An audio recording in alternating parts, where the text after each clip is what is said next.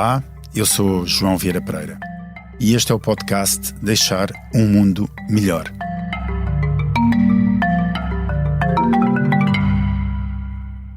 Ao longo de 49 semanas, Francisco Pinto Balsemão entrevistou 49 personalidades. Agora, no episódio número 50, invertemos os papéis. Desafiei os entrevistados a colocarem perguntas ao autor deste podcast. Recebemos dezenas de questões e cabe-me a mim a honra de ser agora a voz de quem passou por este estúdio para ser entrevistado pelo fundador do Expresso e da SIC. Dr. Francisco Pinto Balsemão, bem-vindo e obrigado por aceitar este desafio. Eu que agradeço. Foi um longo percurso, é verdade, gostei muito de ir percorrendo. E eu, como ouvinte, gostei muito de ouvir as suas entrevistas. E depois de 49 entrevistas, como se sente agora desse lado? Sinto-me bem, até me apetecia fazer mais, mas isto tem que ter um limite. São 50 anos do Expresso, são 50 podcasts. Felizmente têm tido uma extraordinariamente alta audiência. É verdade. E, portanto, estou satisfeito. E só esse êxito deve-se aos entrevistados, com certeza que não se deve a mim, mas estou muito contente. E a equipa técnica que tornou este projeto possível, viável, consolidável, pronto a tempo, etc. E o desafio que nós fizemos às personalidades que entrevistou foi de nos enviarem as perguntas. Eu tenho as perguntas comigo e numa ordem mais ou menos possível, porque as perguntas foram muito diferentes. Eu vou começar, talvez, por abordar questões mais políticas. A primeira pergunta: o que mais o marcou quando tem de comparar contribuir para o processo de formação e consolidação da democracia portuguesa ou criar e desenvolver este grande grupo de mídia? Eu diria que são opções diferentes, não é? Separáveis, mas têm pontos em comum. Eu envolvi-me e apaixonei-me pelo jornalismo através, talvez, de uma vocação profissional. Uma vocação profissional que desenvolvi desde os tempos em que, já muito remotos, em que trabalhei na redação do Diário Popular, um jornal que infelizmente já desapareceu. A criação do Expresso e de outros títulos, criação da SIC Notícia, dos canais do Cabo, dos sites, mais recentemente da Opto, correspondem a essa vocação profissional. Como há quem escolha a medicina, como há quem escolha a arquitetura ou a engenharia, eu escolhi o jornalismo. Ainda hoje, aliás, me considero jornalista e, não sei se sabe, tenho carteira profissional, tenho muito orgulho em tê-la e tenho o número 18. Muito bem. Para poder concretizar os meus projetos na área do jornalismo, tornei-me também empresário, agreguei capitais, sócios, aliados, portugueses e estrangeiros, e para isso e por isso criei empresas. O meu interesse pela política, que é outra opção que me é colocada, cresceu em paralelo com a aprendizagem do jornalismo. O Diário Popular, mais uma vez, os cortes diários e inaceitáveis da censura, as conversas na redação com jornalistas e colaboradores que haviam sido presos, que haviam sido torturados pela PIDE, uma ida minha à PIDE, que comparado com isso não foi nada, mas mesmo assim estive lá 12 horas, por causa de um artigo que tinha sido publicado no jornal sob minha responsabilidade, e também um crescimento crescente do funcionamento da democracia.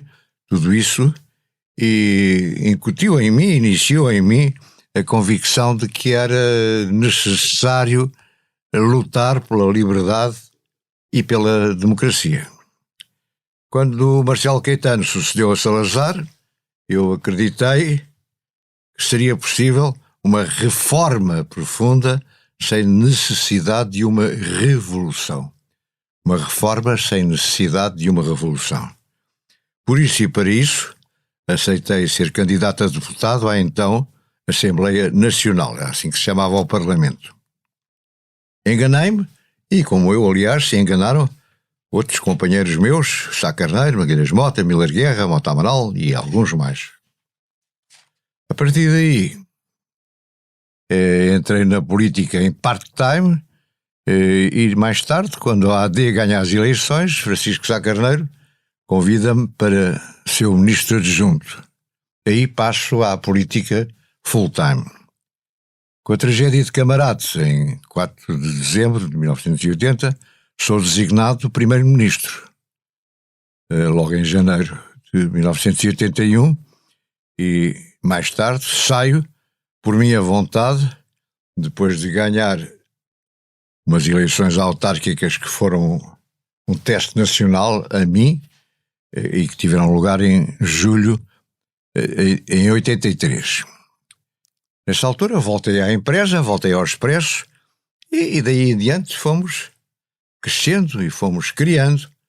Claro que o tempo em que estive full-time na política me marcou muito, me obrigou a ver a vida, Portugal e o mundo e as pessoas, incluindo os traidores, de outra maneira, mas eu diria que o meu rumo, o meu percurso passa acima de tudo pelo jornalismo. Muito bem. Mas houve uma altura da sua carreira em que foi simultaneamente primeiro-ministro, como já referiu, e também fundador e dono do Expresso, e que, naturalmente, na sua atividade se dedicava a escrutinar as atividades do próprio governo que liderava. Como é que foi viver esta dupla qualidade? Não foi fácil, porque eu sempre tinha defendido a liberdade dos média perante o poder económico que eu era, no caso do Expresso, e o poder político que eu era, porque estava no governo, e tinha como político e detentor de poder político de ser coerente com esta defesa. E ainda por cima do outro lado tinha os seus camaradas jornalistas, não é? Sim, e o Expresso também quis tentar mostrar que podia matar o pai, acho eu. No entanto, é interessante ver, fui buscar aqui uma citação do Augusto Carvalho, que foi diretor do jornal e que foi o primeiro chefe de redação, infelizmente já morreu, um grande jornalista, que diz que reconheço que, mesmo quando primeiro-ministro, Balsemão nunca impôs a sua vontade, apesar de visado constantemente nas páginas do Expresso. Tivemos discussões várias, mas nunca o primeiro-ministro impôs diretivas ao jornalista enquanto jornalista. Bom, a citação é muito maior, mas acho que isto chega para responder à pergunta. À pergunta. Os governos onde participou e que presidiu tiveram várias conquistas importantes. Uma delas foi, de certeza, conseguir os apoios necessários para concretizar a revisão constitucional de 82. Considera este o maior feito ou dos seus governos, ou houve outros feitos maiores? Eu julgo que a revisão constitucional de 82 simboliza uma luta que não foi nada fácil, porque até aí a Constituição, como sabe, previa o Conselho da Revolução como órgão de soberania e por aí fora. Não tínhamos uma Constituição democrática, no sentido real e profundo da palavra. Era uma Constituição herdada de uma revolução, e passámos a ter uma Constituição de nível europeu ou comparável com outras Constituições europeias, e isso, para além de nos aproximar de uma democracia que não estávamos a viver em pleno, também teve outra virtude, foi permitir-nos avançar na negociação para a adesão de Portugal ao então mercado comum, que nunca teria sido possível com a Constituição que existia.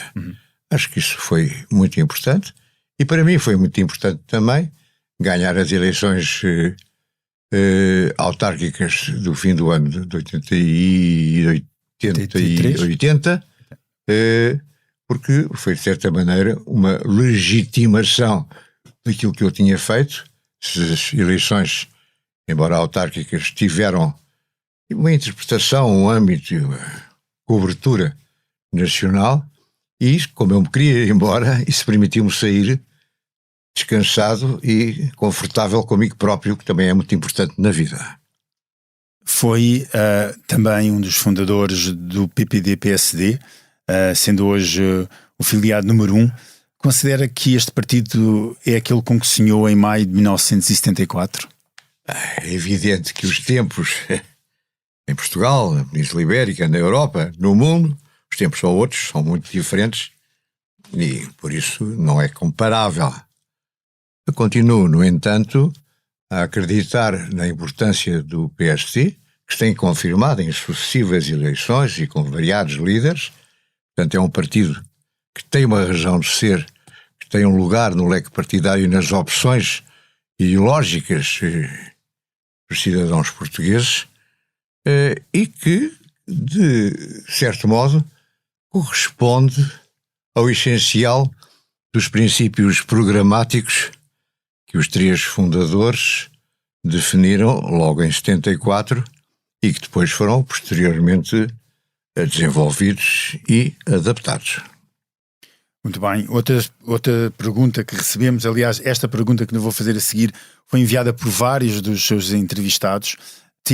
Já falámos do papel relevante no combate à ditadura, foi o pai de um dos partidos fundadores da democracia, foi primeiro-ministro, é uma referência incontornável na comunicação social portuguesa. Porquê que nunca se candidatou ao cargo de Presidente da República? Houve uma altura em que pessoas ligadas ao meu partido, mas não só, também a outros partidos, lembro, por exemplo, de um almoço completamente privado que tive com António Guterres nessa altura, me vieram sondar para me perguntarem e para me dizerem que se eu me candidatasse poderia ter apoios, etc. Foi uma tentação, mas eu percebi que era uma tentação, que já não queria mais, que me iria meter outra vez numa vida que não era a minha, que estava muito bem como estava. No meu regresso às minhas atividades ao jornalismo, à empresa e ao desenvolvimento das novas formas de comunicação, e por isso resisti a essa tentação. Isso nunca avançou, portanto não tenho a mínima ideia sobre se teria tido algum tipo de êxito. Acho que nem houve sequer sondagens, portanto não lhe posso responder sobre eventual êxito dessa hipótese, mas ficou por aí. Ficou por aí. Portanto, não vale a pena sequer lhe perguntar se gostava de ter sido ou não, porque obviamente foi algo que não equacionou, além desses meros...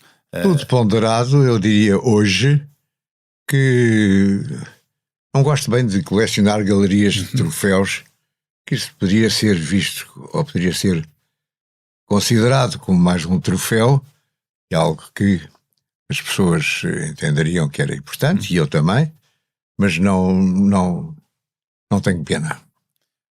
Enfrentou várias crises ao longo da sua vida política e jornalística também, incluindo a morte do primeiro-ministro Sá Carneiro, já que foi também referido, e a responsabilidade que teve de ocupar o lugar dele. Foi este o maior desafio da sua vida?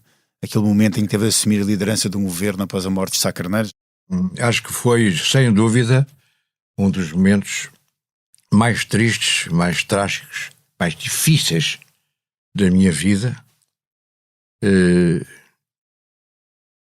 Tive de o enfrentar e acho que fiz tudo o que podia para saber enfrentá-lo e para homenagear a memória de Francisco Sá Carneiro e dos que com ele morreram, mas também tive de enfrentar, voltando à pergunta, outros desafios difíceis, a começar pelas traições dentro da própria Aliança Democrática, dos nossos aliados e dentro do meu partido, e isso é algo que eu não me esqueço, nem esquecerei. De qualquer maneira, consegui ver aprovada a revisão constitucional em 82, ganhar as autárquicas nesse mesmo ano, e foram também esses desafios muito grandes que, em minha opinião, foram vencidos pela positiva. Não há desafios apenas na vida política, houve também os desafios na frente editorial ao longo dos anos. Eu recordo de alguns. Qual foi o maior que teve para garantir o pluralismo e a liberdade de expressão deste grupo que lidera?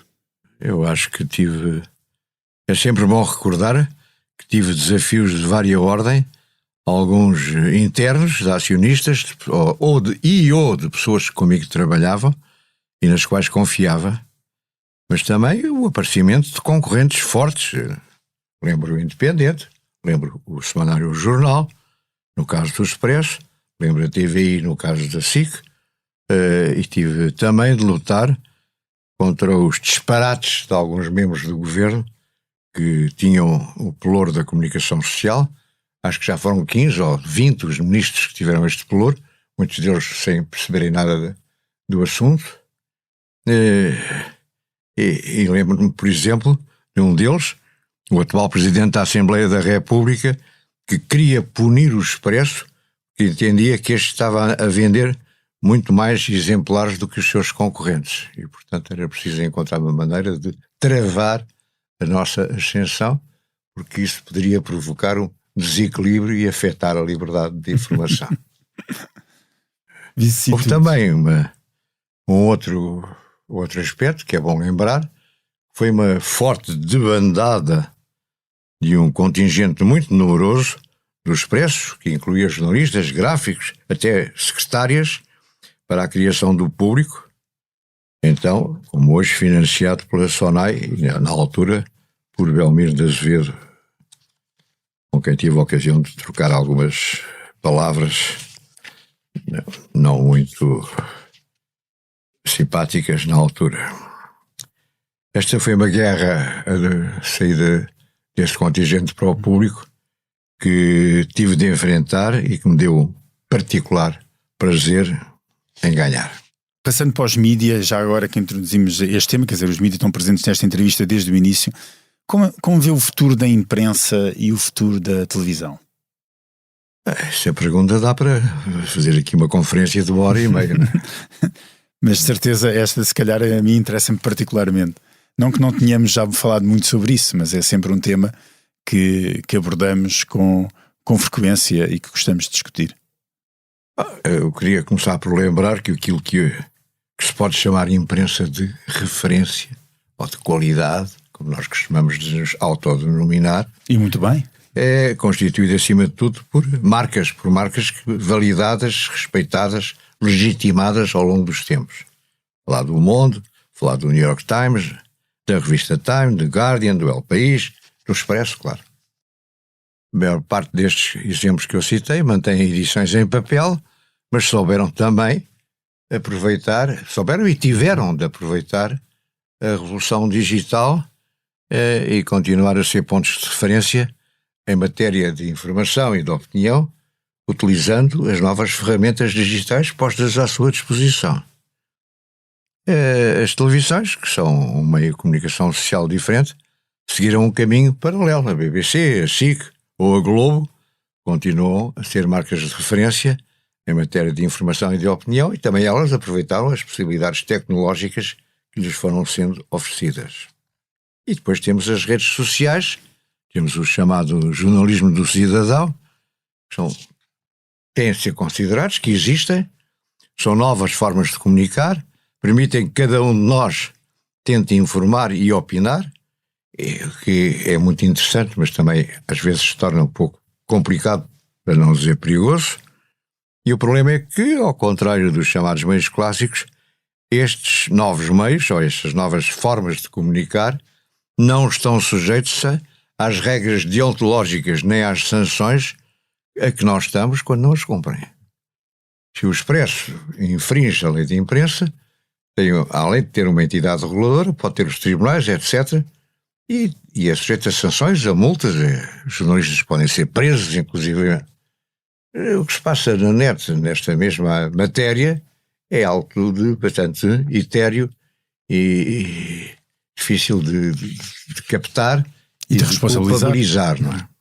Este é um novo turbilhão que nos obriga a nós, cada um, como cidadãos, a saber escolher e a ponderar no que pode e no que deve acreditar ou não acreditar. Isto sem esquecer que, como sucede, por exemplo, agora com esta história do Twitter, há novas fontes de informação cujo conteúdo é aceito ou rejeitado, controlado ou censurado pelos próprios respectivos proprietários. Portanto, uma pessoa muito rica pode coartar, pode definir aquilo que é bom e aquilo que é mau segundo o seu alto ou baixo critério. Sem qualquer tipo de regulação. E o exemplo do Elon Musk e do Twitter, recentíssimo, fala por si próprio. É tudo isto. Há que considerar o papel e a crescente presença de um outro fenómeno que é a inteligência artificial, que vai tomar um papel, em minha opinião, cada vez mais importante no nosso futuro, na nossa vida e no nosso futuro. Um exemplo interessante é um robô que já é citado no livro do Kissinger e do Eric Schmidt, que foi o primeiro CEO do Google, sobre a inteligência artificial, precisamente, e que, devidamente alimentado, entre aspas, vai tendo opiniões próprias.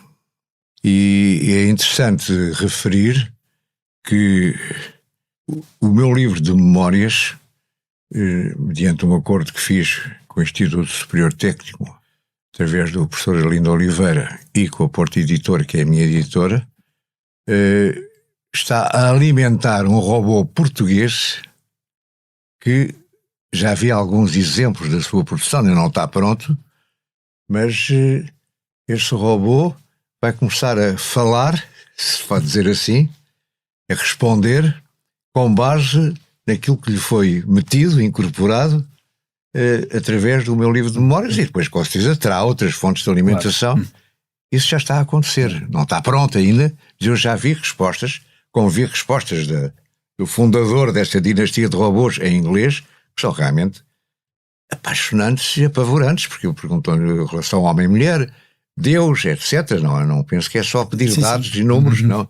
São opiniões, praticamente. Isto está a acontecer, não é? Se me permite e só o problema aqui é que os robôs se autonomizem e que tenham vida própria e que o homem se torne cada vez mais preguiçoso e obedeça.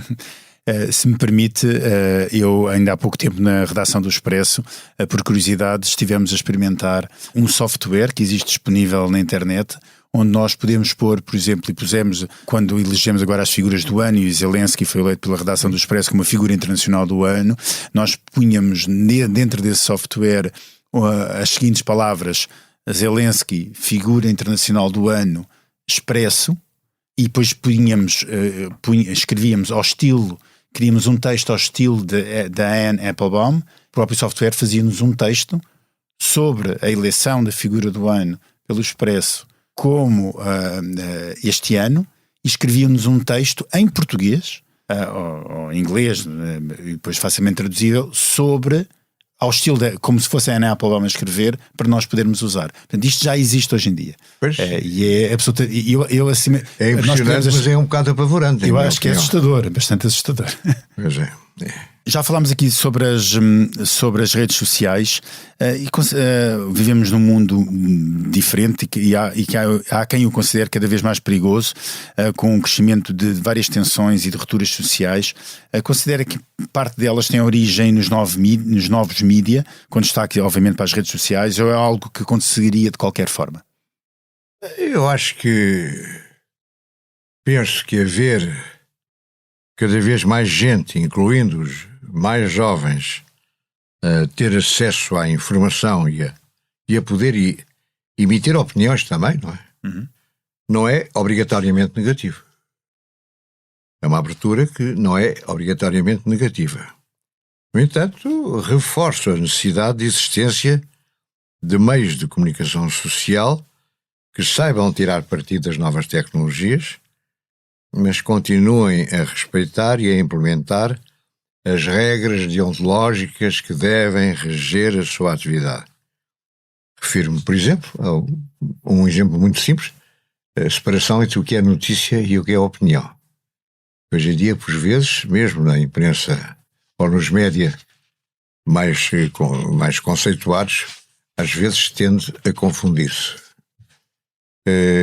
Há factos que só são publicados e divulgados para fundamentarem opiniões que citam factos que não são demonstrados, etc. Há uma mistura perigosa, em minha opinião.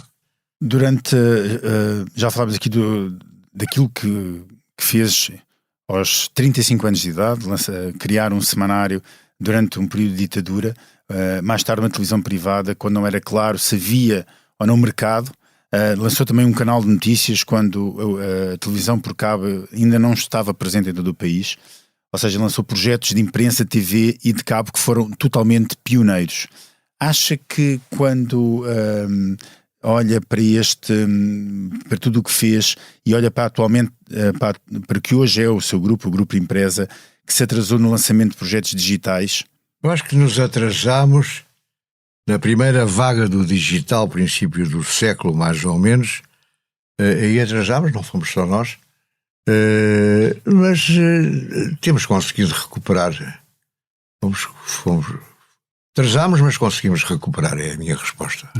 Não, e é uma resposta, eu diria, bastante fidedigna, dada aos números que o próprio Expresso e a SIC apresentam atualmente.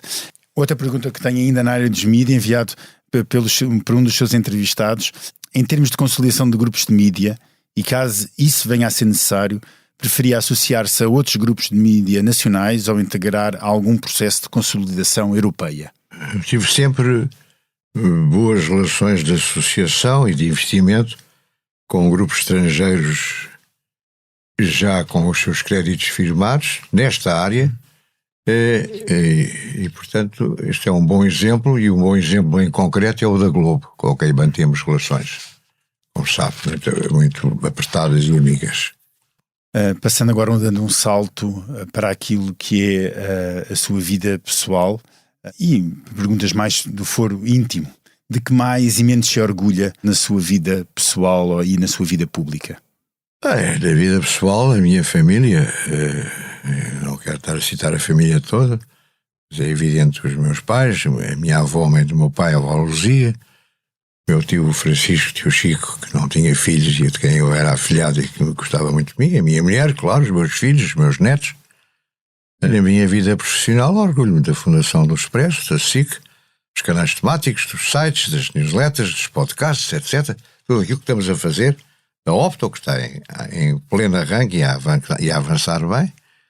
Na política, eu diria que me orgulho da fundação do PSD, da revisão constitucional de 82, de que já falámos, e do avanço decisivo que, quando eu fui primeiro-ministro, conseguimos nas negociações para a entrada de Portugal na Europa.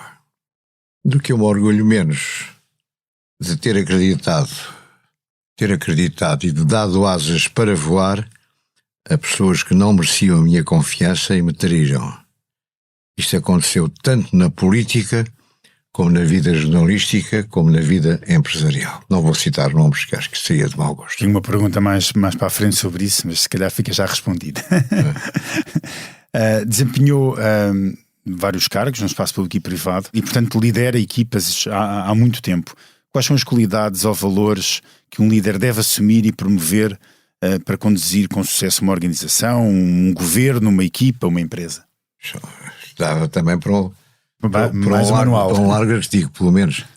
Mas tentando resumir, eu diria que é preciso, primeiro, sabermos selecionar projetos e depois, a partir do momento em que selecionamos, acreditar que esses projetos vêm para a frente.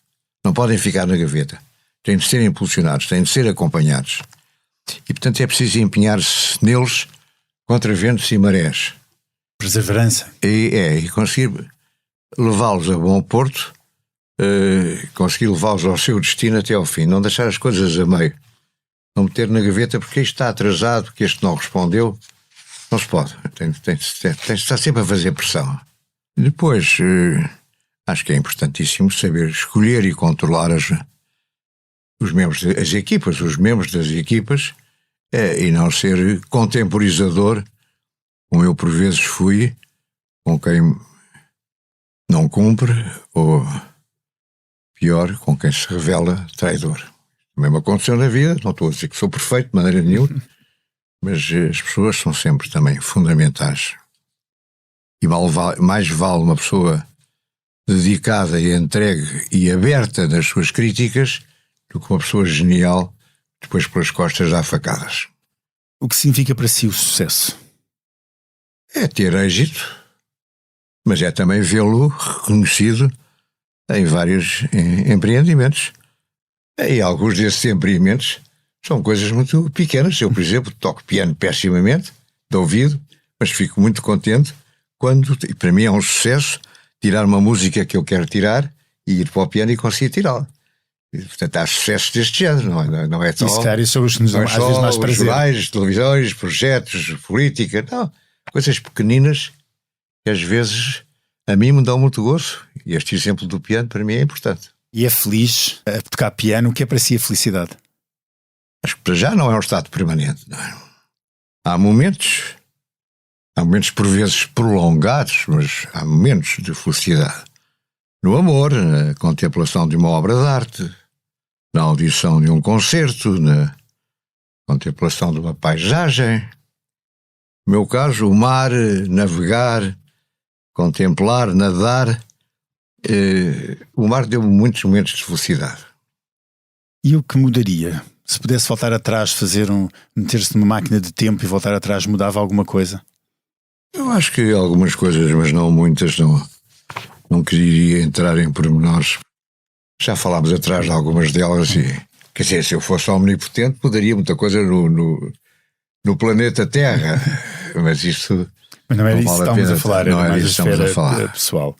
E já respondeu também a essa pergunta, mas para efeitos de registro, vou ter de a fazer, até porque foi uma das perguntas enviadas pelos seus entrevistados. Existem pessoas a quem nunca perdoará, dadas as traições que lhe fizeram? Existem, mas acho que não merecem que as nomeie. Muito bem, boa resposta. O que é que ainda tem vontade de aprender? Muita coisa. E, sobretudo, do que respeita à revolução digital. Eu tenho procurado ler muito. Não sou um grande perito em computadores e em manusear programas de informáticos, etc. Mas também gostava de aprender bastante em áreas da ciência. A área da ciência, nomeadamente a zoologia. Gosto muito de bichos, gosto muito da vida animal, de acompanhar. Gostava de saber mais, de ler mais. E depois também gostava de ler mais poesia, de ler romances que nunca li. Mas isso não... Parece que a palavra que pôs na pergunta foi aprender. Aprender. Mas Pois. também é aprender, de certa forma. Zoologia, astrologia, acho que física quântica, que eu Portanto, mas percebo pouco. Mas... estou a detectar tudo muito relacionado com a ciência, sempre. Sim, a zoologia é compreender o universo. Não é? Física quântica é muito mais do que isso. E na revolução digital em geral são armas que nós temos de saber de usar para atingir os outros objetivos. Quais são as qualidades que mais admira e os defeitos que mais detesta? As qualidades, eu diria que é a franqueza, a coragem e, claro, a inteligência e a sapiência, que não são a mesma coisa. Quanto a defeitos, a mentira e, pior do que a mentira, a hipocrisia e a traição. Traição é uma palavra que hoje já referiu várias vezes aqui. É algo com angústia. Todos nós temos sido vítimas de traições, seja do que for, mas algumas doem mais e ficam para o resto da vida. E que papel é que atribui à sua família e atribui à sua família na sua realização pessoal e profissional? Acho que tem um papel primordial. Gosto muito deles todos, preciso deles todos. Acho que criamos um ambiente só nosso, temos um vocabulário que só nós entendemos e que achamos muita graça uns aos outros, que é bom, não é? E gosta de trabalhar com os seus filhos? Esta Você pergunta sabe é que minha. nós, uma das coisas que nós fazemos é falar a língua dos pés. Sabe o que é a língua dos pés? Sei perfeitamente. Já sabes para falar para limpinho o pua para dos pés? Uma vez foi uma entrevista, acho que foi da Rádio Observador ou na Rádio Comercial, com o meu filho Francisco Pedro, e no meio da entrevista começámos a falar a língua dos pés, a cara do entrevistador. Rimos-nos bastante. Eu pelo fapá, lupu, po, cupu. Muito bem. Mas isto quer dizer, o saber rir, o ter private jokes com amigos, com a família, o pôr nomes às pessoas que não são ofensivos, mas pequenas alcunhas divertidas, acho que tudo isso é importante. Se pudesse escolher, já falámos aqui da música, a música tem um papel importante para si, mas se pudesse escolher uma só música para dançar, qual seria? Eu acho que era um bolero. O Bésame Mucho, por exemplo. Voltando à música, ou continuando na música, toca bateria, já falou aqui do piano também, mas é um exímio. Sim, bateria estou bastante melhor que no piano. E eu já ouvi várias vezes tocar bateria, e é assim nos concertos. E você ficou espantado quando viu tocar bateria. Bastante. Não bastante. pensava que eu Não. Festas de alto nível. Até porque a bateria é aquele instrumento que nós pensamos que ninguém toca. Pois é. Mas não é tão fácil, não é? Não é. Eu era de certeza um desastre com a minha coordenação motora. Mas qual é a sua relação com a música? É muito profunda. Eu tive a sorte dos meus pais me impulsionarem e educarem desde bastante miúdo, até para concertos de música clássica, aqueles do Tivoli. Olha, lembro-me de ver tocar o Arthur Rubinstein, por exemplo, que eu era miudíssimo. Lembro do Stravinsky vir a Lisboa, o Stravinsky dirigir, acho que era o Pássaro de Fogo. E portanto, desde muito novo, a música clássica para mim, ainda hoje sei quase de cor a Rapsódia, um grande número 2 de Liszt, porque foi um dos primeiros discos que me deram, daqueles discos grandes. Portanto, há uma parte de música clássica que me influencia e influenciou desde sempre, e hoje continuo a ir aos concertos da Gulbenkian, a gostar muito, a admirar o Sokolovs e outros que são os grandes artistas de agora.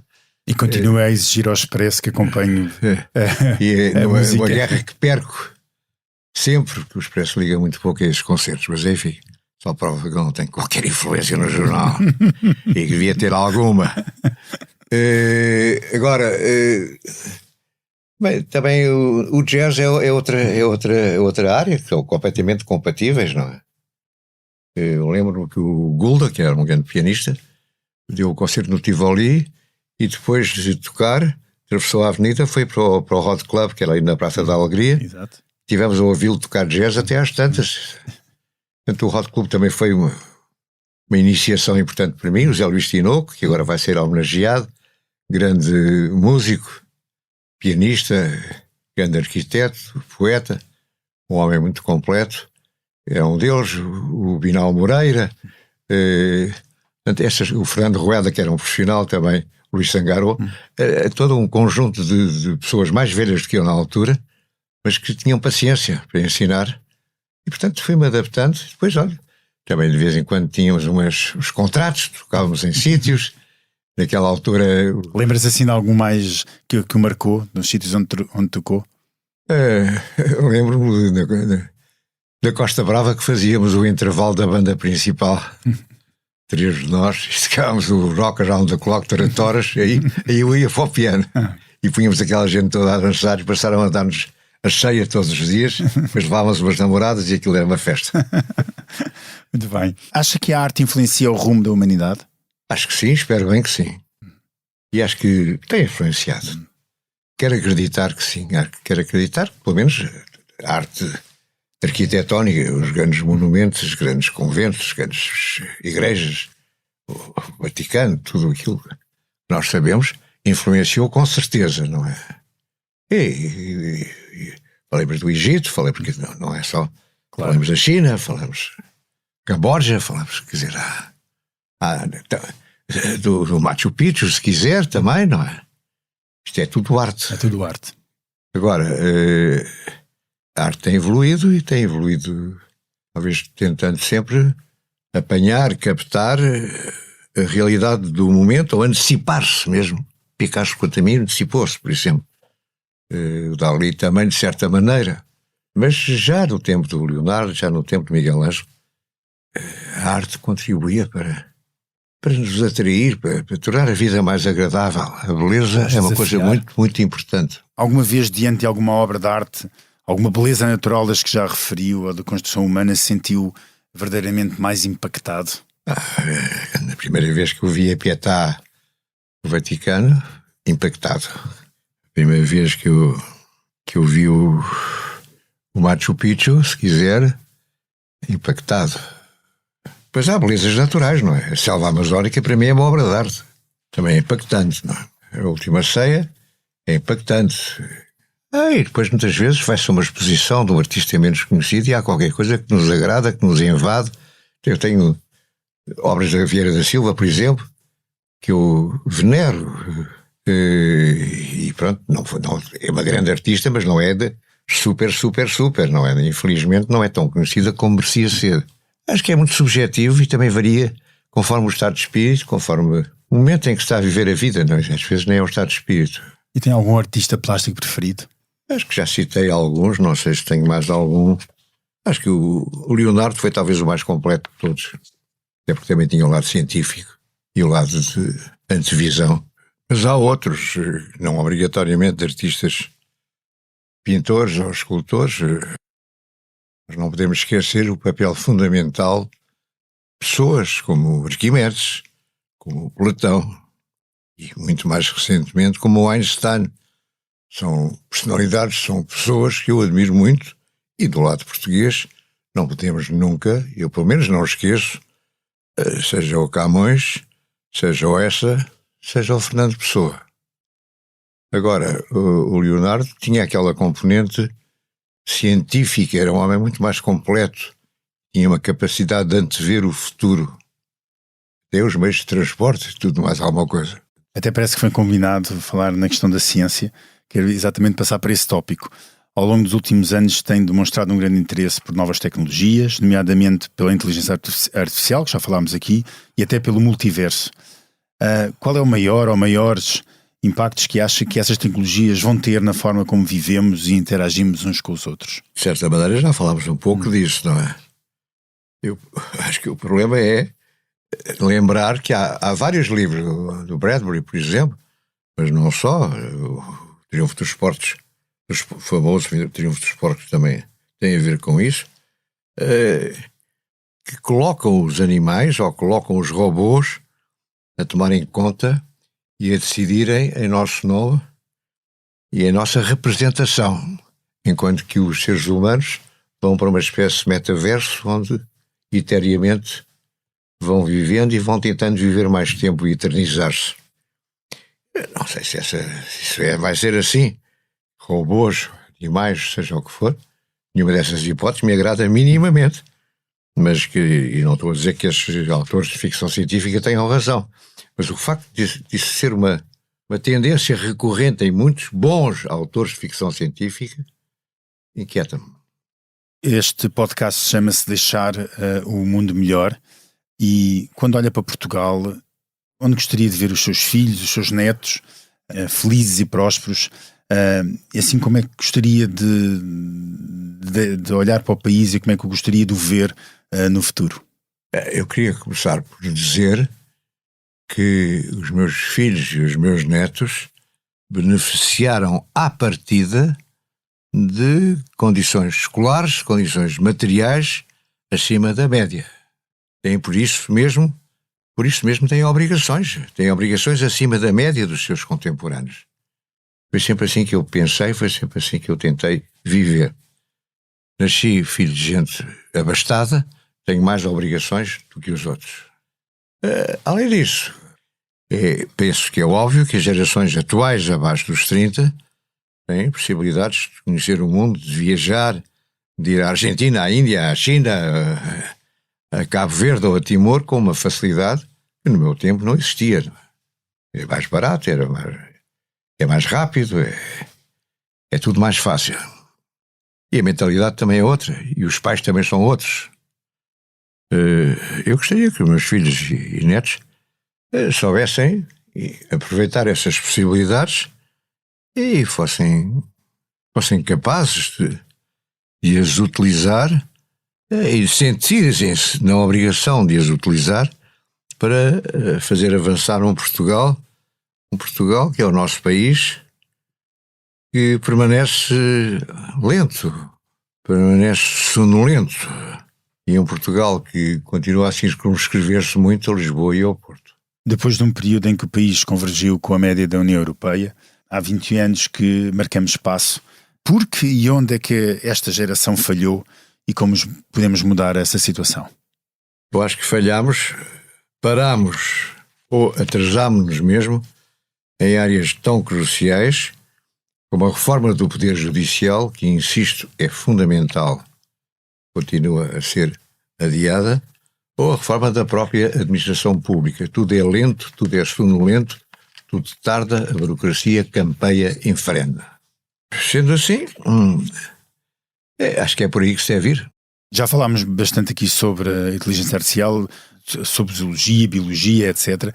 Mas todas estas novas ciências, todo este alargar da compreensão da ciência e das novas tecnologias levam aqui a uma ruptura radical de como a sociedade funciona e até o próprio conceito que é o ser um ser humano com livre-arbítrio. Como integrar a reflexão da ética neste debate público? A ética, mas primeiro eu diria, talvez, que era bom acrescentar a esta lista a sustentabilidade, o aquecimento global, a criação de novas formas não poluentes de energia. Ainda agora mesmo foi anunciada uma nova fusão de energia nuclear que me parece importantíssima, tanto quanto eu consigo entender o conceito e o que aquilo pode significar para todos nós. A passagem da descoberta da fusão da fusão nuclear em vez da ficção, se não me engano. Eu acho que nunca como hoje, isto é bom, é positivo, estas e outras questões entraram na agenda do cidadão comum. Isso é importante e é positivo. Agora, são áreas onde os meios de comunicação social têm um papel a desempenhar e eu acho que alguns, como o Expresso, têm desempenhado já há bastante tempo, não é de agora. Uhum. A maneira de abordar nem sempre é talvez a mais interessante, ou a que provoque maior interesse por parte do leitor, embora sejam matérias que têm de ser tratadas com muito cuidado para não estarmos a induzir os leitores em erro. E é preciso jornalistas também que estejam dentro deste tipo de assuntos, deste tipo de linguagem, não é? Mas há muito a fazer.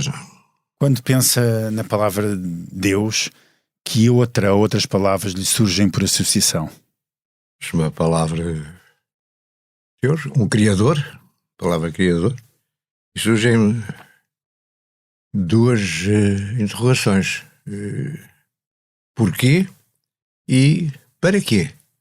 Para quê é talvez mais importante ainda. Respostas difíceis. Que opinião tem do Papa Francisco?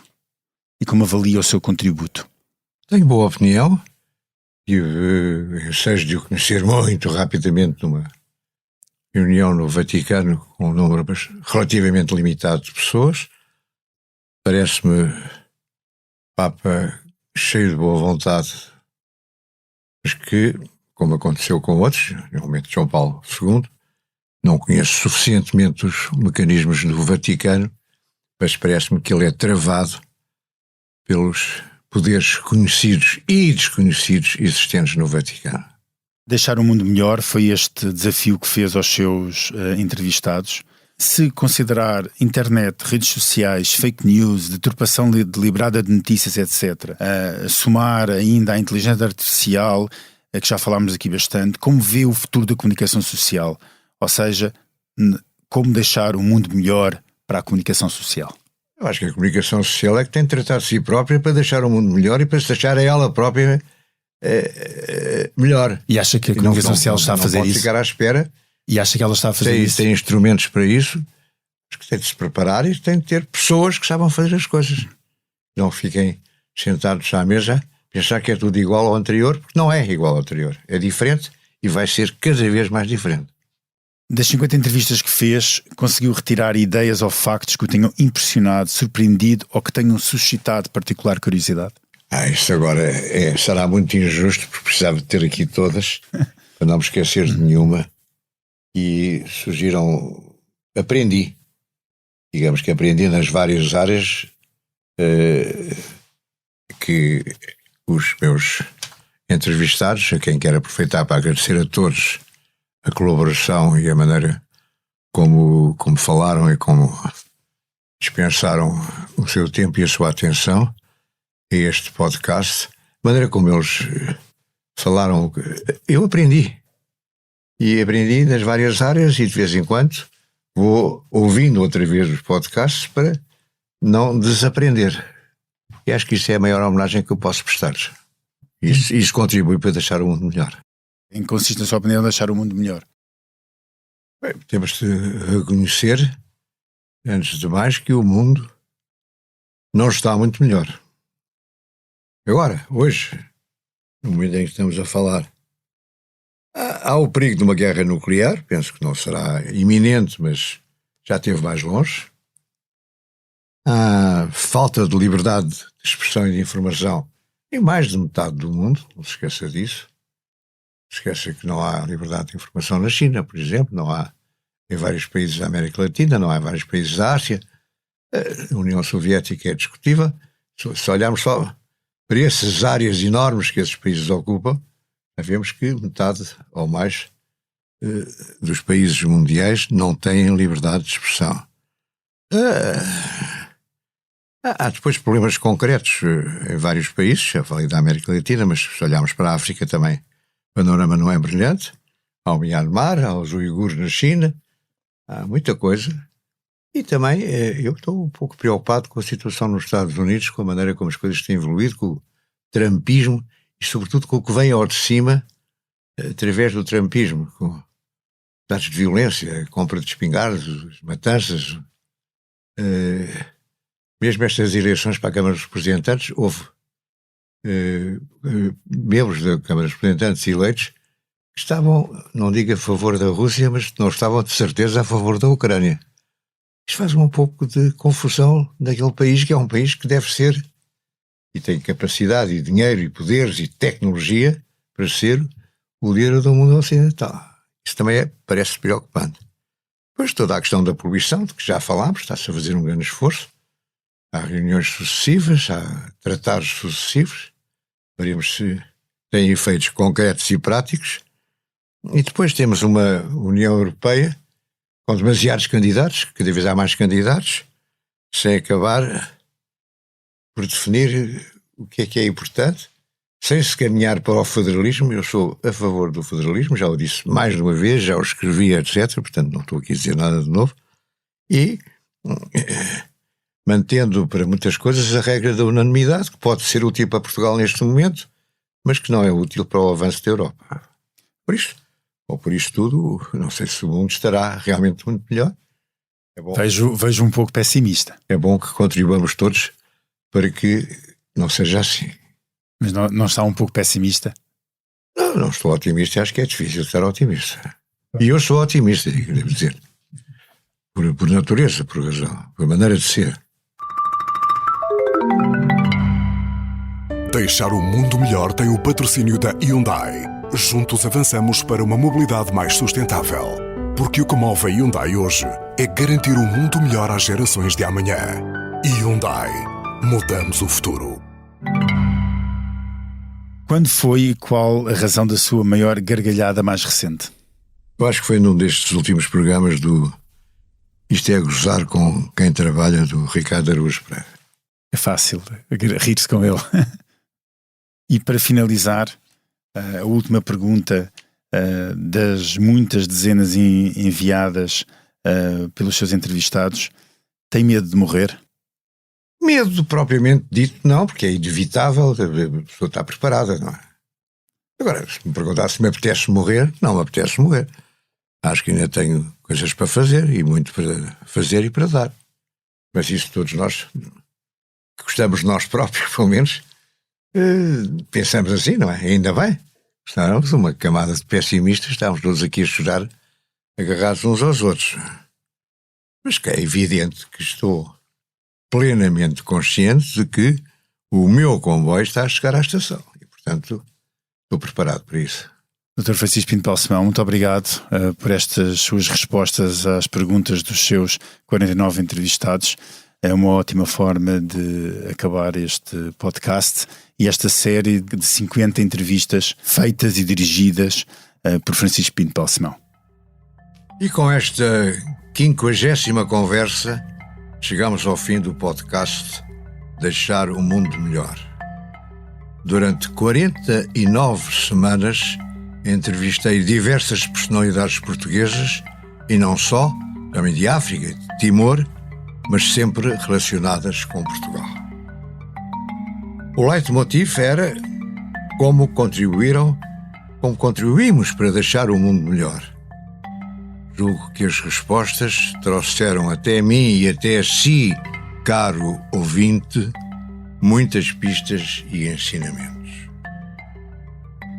Despeço-me agora, deste podcast, que continuará disponível em todas as plataformas e aplicações digitais. Antes, no entanto, quero lembrar que a música original deste projeto foi uma criação e uma oferta de Luís Tinoco, a quem mais uma vez agradeço a colaboração. A edição do som esteve a cargo de João Luís Amorim e a do vídeo pertenceu a Carlos Paes. Na transcrição e apoio à edição tive a ajuda de Joana Henriques e Manuela Goxa Soares. A capa deste podcast é de MarcoOgrieco e a produção ficou a cargo da Super Margarida Gil. Em quase todas as gravações tive a companhia e o apoio da muito competente Joana Beleza. Na realização de todo este projeto esteve desde o primeiro momento Mónica Balsemão. Obrigado, caro ouvinte, por ter estado sempre desse lado a ouvir o podcast, este podcast chamado Deixar o Mundo Melhor. O Expresso celebra agora 50 anos. Parabéns a si e a nós, caro ouvinte, caro leitor, caro internauta. Muito obrigado.